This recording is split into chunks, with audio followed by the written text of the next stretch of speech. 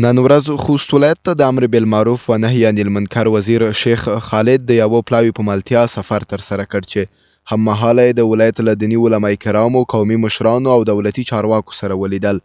خوست مرستیال ولی محمد انور دین پرور د امر بالمعروف وزیر ته د ښه راغلاست ترڅنګ وویل چې دیني علما کرام په ټولنه کې مهم ارزښت او رول لري چې په ادا کولو سره یې ډیری ستونزې حل کیدلی شي.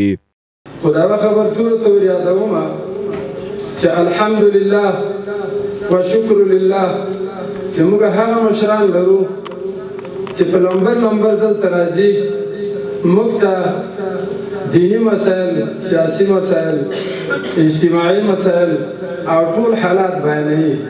چېرته به چې وزیر راته زمین هوا به لارې بندې وي او ټول مخلوق به تنګ و، ځکه چې وزیر به راته ما خو عرض وکړي چې مسایل به دوی بیانوي، خو د دوی دا راتلل، د دوی دا غمخوري چې دا دومره باران و خټو کې دا تکلیف وکړو، دا که بل څوک وای بیا چیرې راتلل.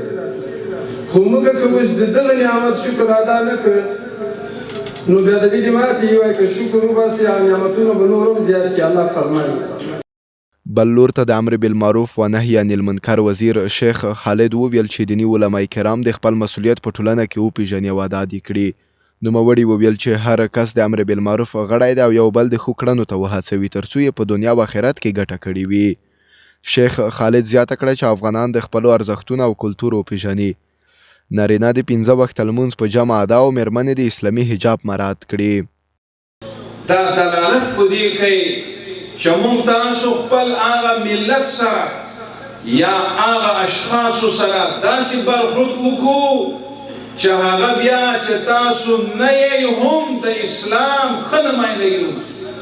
علما کرامو نو چې کله اسلام دونه د اخلاقو نه عبارت وي، خو چې کله یو عالم او مسلمان د ژبې نه او د زړه نه دا د اخلاقو نمونه وي، د ژبې نه دی نرم وي او د زړه نه دی نرم وي، دی د الله د دین ښه ترجماني کولی شي.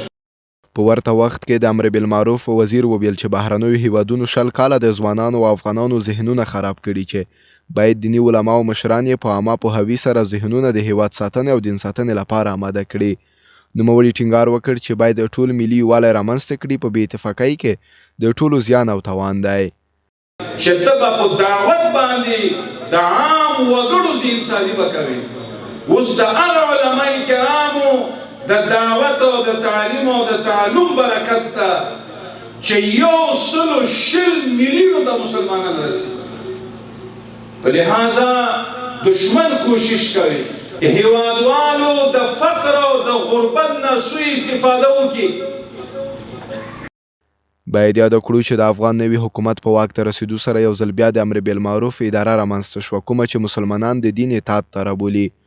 امر بالمعروف بار ویلي چې دا ځل به یې فعالیتونه د تیر څخه توپیر ولري او په ډیری موضوعاتو کې یې تر اوسه یوازې توصیې کړي او کوي به یې.